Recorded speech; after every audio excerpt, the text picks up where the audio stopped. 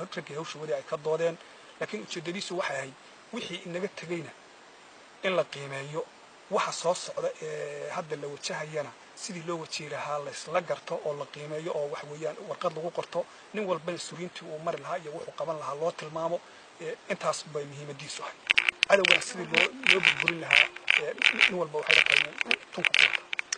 maxaad ugu baaqaysaa shacabka Soomaalida ogaadeen iyo gudaha iyo dibadda waxaan rabaa inaan u baaqo horta kooxdan shacabka ogaadeen iyo u baaqan waxaan rabaa inaan Soomaali weyn u baaqo Soomaaliyeed wadanka waan wada leenahay weligeena waynu wada lahayn waxa 4.5 loo yaqaan Soomaaliya gudaha ogaadeen iyo intaas way wada degtaa waynu wada leenahay wadanka xuduudaha jirana xuduudaha inagu isugu nimid oo inagu Soomaaliya aynu niri idinkuna inta qaata ma aynu jirin cadawga aynu qaybiyay Soomaaliya markay burburtay waxa la burburtay Soomaalinimada iyo aqalka saliimka iyo iswada jirka iyo duubnaanta ba burburtay waagi leeyna wada gumaysanayay dadkii ugu sumcad badnaa gobolka ogaadeen ka dhashay tusaalahan Sayyid Abdullah Xasan oo kale ogaadeen ka dhashay ragkii uu magac dheeraabo gabdhaha uu magac dheeray xawataaka yahay iyadoo gobolka ogaadeen ku dhashay ka dhalatay marka waagi inuu cadawgu inuu wada gumaysanayay ogaadeen iyo Puntland Somaliland iyo waxa weeyaan meesha ay la baxday iyo waxa weeyaan koonfur iyo Djibouti inta waan wada dagaalamay kolkay labada gobol xoroon kuwii kale ay xoroobeen حتى وين ودا دغالم جيرين كان سوماليا بربرين تضبيط كيبا u dambeeyo Soomaaliya way wada dagaalantay walaalayaal Soomaaliyeed waxaan idin ka codsanaynaa wadanka waa wada leenahay balaayada noo dhex fadhiistay Laanland Somaliland iyo Puntland cudurka Ethiopia ay meesha noo fadhiisiyeen waxa weeyaan Soomaalinimadii iyo sumcadii Soomaalinimada burburinaysa waa xilligii ugu horeeyay ee qof Soomaaliya intii cadawgiisii loo Ethiopia loo qabtay waa xilligii ugu horeeyay وحيلي إنه جوري قف للسفرين قبل للسفرين أما نيل للسفرين Soomaalida waxaan ka codsanaynaa war wadanka waan wada leenahay ninkan wax nagu tareemino ridaanada naga daa ogowna Puntland iyo Somaliland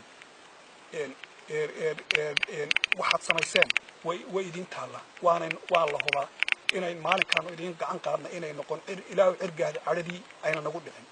dhulka hadii alla yiraahdo oo Ethiopia waxa la yiraahdaa waranka salka iyo ka isha midkee la iska gooyay ka aan fariista horta salka Ethiopia maalinkan fariisino hadda tunka idinkoo waliba shacabka waxba uma qabno idinkoo kabaha madax ku wada hadaa dhiman weydaan ilaahay waxaan ka bari inaan waliba inta noolaado anigu iyo ragga ila midkee sidii u caraysan waxa nagu sameeyay Puntland iyo Somaliland xukuumadaha xunxunka baqtiga fadhiidka Hargeysa iyo dhexfadhiya iyo muxuuha iyo garow marka kuwa waxaan oran lahaa kuwa Soomaalida xukuumada baqtiga hoos fadhiya ee Somaliland iyo Puntland diida waxa la dhiibay la gadanaya waa dadkiini isku dal iyo isku diin iyo isku dadna wayna intaas baan ku oran lahaa waxa kale oo rabaa inaan baaq u firiyo ummaddu xoog baa ummad isku tixgelisa ummadan guuta wax weerarta lahayn waxba cid ka aqbalamayso koow waxaan leeyahay ciidanka wadaniga xoreynta ogaadeenayo haddaad rabtaan inaad wadankiina aynu wax u qabanno haddaynu rabno qaxootigeena kala baxsaday iyo dadkeena kala cararay inaynu soo celino haddaynu rabno cadawgeena inaynu ka adkaano ciidankeena aynu xoojino shacabka ogaadeenayna dhamaantii waxaan leeyahay ciidan baa leeyihiin ciidankiina gacanta ku dhiga dhaqaalihiisa siyaasadiisa nidaamkiisa haddaynan xooggeena dhisan weligeen gumaysi kama baxayn ciidanku diyaari shacabkoona ciidankiina dhiso waxaan rabaa inaan dad intaasaan oran lahaa ciidanka